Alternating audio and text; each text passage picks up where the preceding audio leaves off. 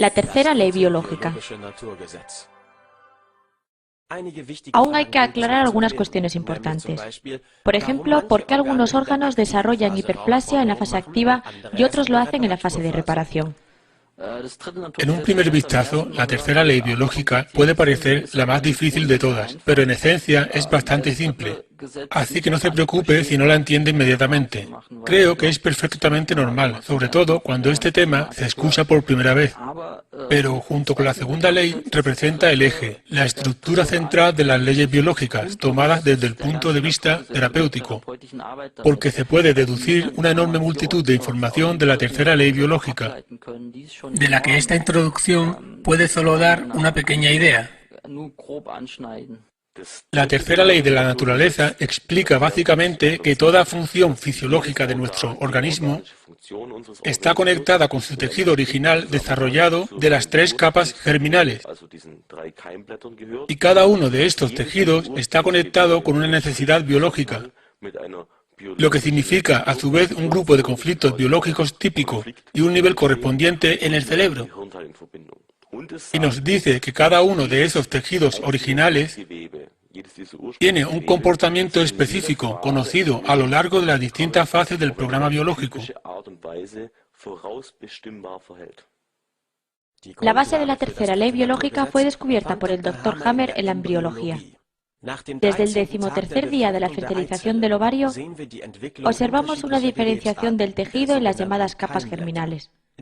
Hay 3 de ellas, y los grupos de órganos desarrollados a partir de cada una de estas capas germinales cumplen distintas tareas en el organismo. La capa germinal interna, llamada endodermo, comprende los órganos responsables de funciones vitales básicas. Están principalmente ocupados de la obtención, procesado y desecho de sustancias vitales. El endodermo es la capa más antigua y da lugar, entre otros, al tracto gastrointestinal, incluyendo hígado, glándulas y pulmones. Estos son órganos con función de absorción. Los pulmones absorben oxígeno, el hígado los nutrientes de la comida. De la capa germinal intermedia llamada mesodermo derivan todos los órganos que proveen al cuerpo con protección, sostén y estabilidad, como huesos, músculos estriados, tendones, corium de la piel, dermis, tejido conectivo, discos intervertebrales, etc. La capa germinal más externa, llamada ectodermo, comprende, entre otros, todos los órganos de los sentidos, como la piel, epidermis, además de funciones como la producción de insulina, habilidad para oler, escuchar.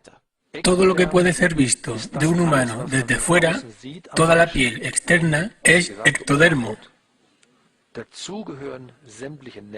Y también todos los nervios y parte de ciertos conductos, como los vasos coronarios o los conductos pancreáticos y biliares.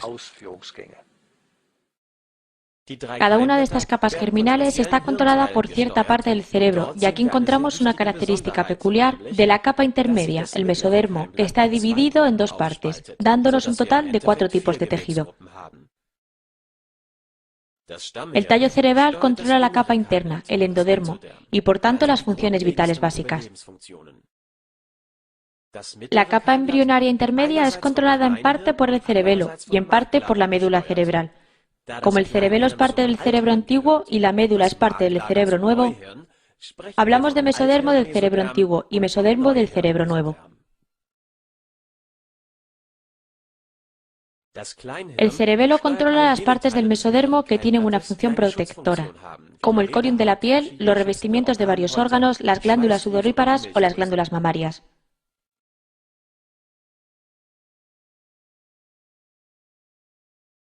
La médula controla las partes del mesodermo que, además de protección, nos proveen de estructura y locomoción, como huesos, tendones, músculos y tejido conectivo.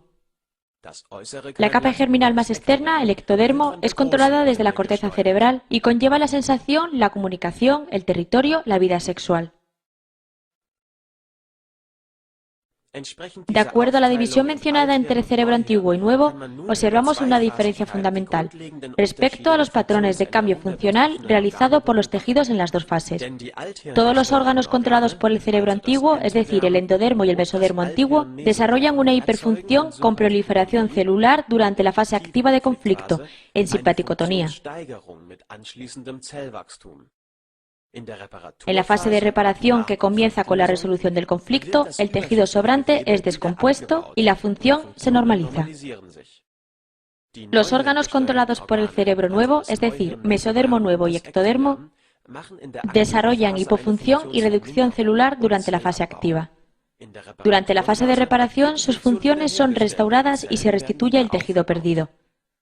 Sin embargo, hay un grupo especial de programas del ectodermo que efectúan solo cambios funcionales, sin crecimiento ni reducción celular.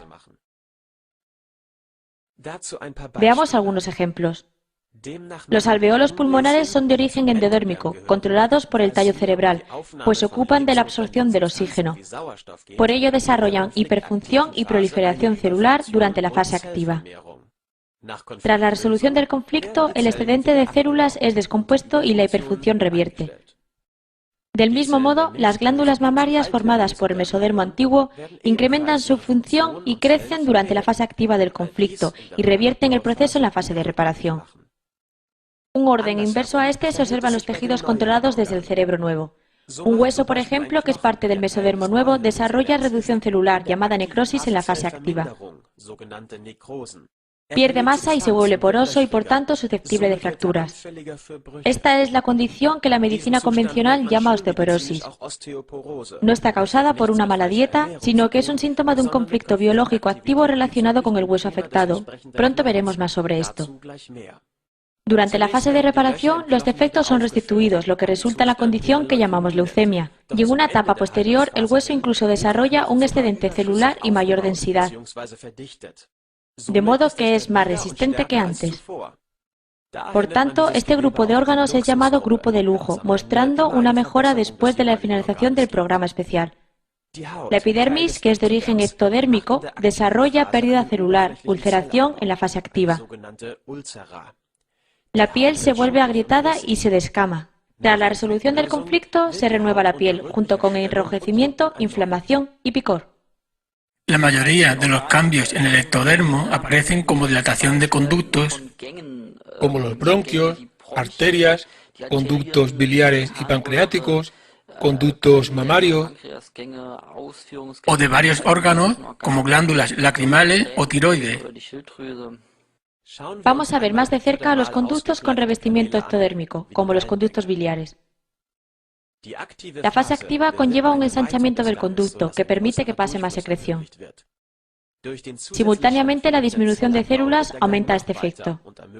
Como se ha indicado, hay un grupo de órganos en el cual se produce una pérdida de la función, sin disminución de células. Podemos ver como ejemplo el programa para las células encargadas de la producción de insulina. Durante la fase activa de un conflicto llamado de reluctancia-resistencia o también de susto-repugnancia, se reduce la producción de insulina y tras la resolución se normaliza de nuevo, sin que se dé ni reducción ni proliferación celular.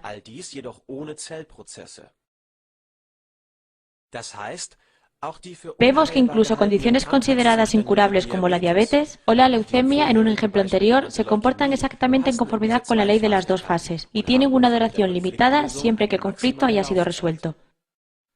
No persisten eternamente, sino que operan de acuerdo a las leyes biológicas. Solo la medicación, insulina en este ejemplo, hace que parezca que estas condiciones no pueden cesar por sí mismas, pues la producción normal de insulina se reduce en presencia de un suministro externo de insulina.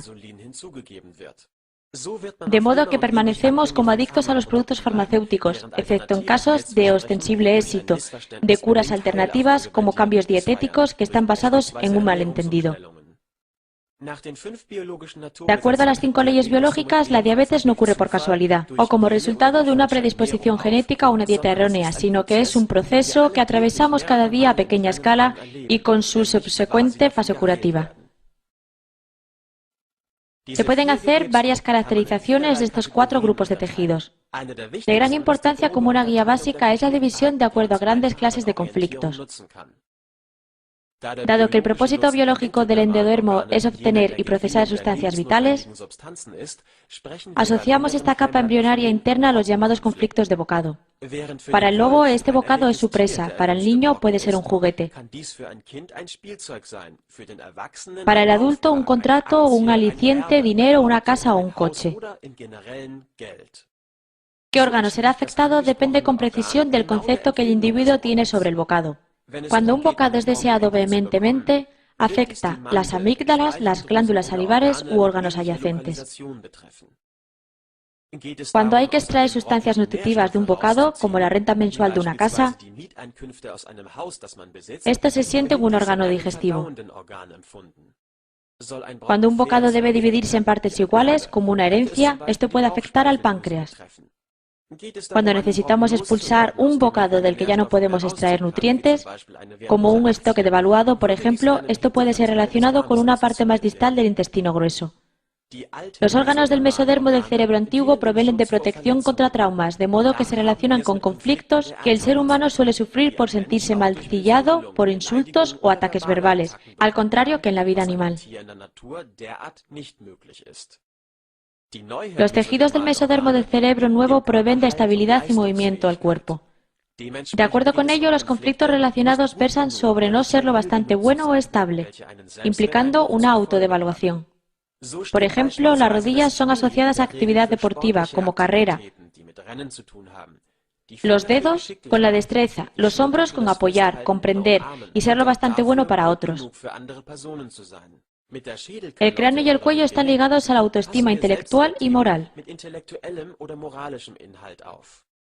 Las mujeres que no están contentas con sus pechos sienten esto en la columna vertebral detrás del pecho. Un fracaso a nivel sexual es interpretado en relación al cóccix. Los dientes y mandíbulas reaccionan a no ser capaz de morder, no ser capaz de atacar a alguien, de defenderse, de aprovechar una oportunidad o de morder algo. De modo que el contenido específico de los conflictos es determinado por las funciones que realiza cada tejido, y a qué propósito sirve cada parte del cuerpo. Esta relación elude al intelecto de acuerdo solo a nuestra determinación biológica. Cuanto más severo es el conflicto, más sólidos son los tejidos afectados. De modo que los conflictos de autodevaluación más pequeños afectan tejidos como tendones, cartílagos, tejido conectivo, tejido adiposo, etc. Mientras que conflictos de autodevaluación más severos afectan a los huesos. En cualquier caso, hay una reducción celular y necrosis durante la fase activa, y una restitución con dolor durante la fase de reparación. La medicina convencional a menudo diagnostica la fase restitutiva de los huesos como leucemia.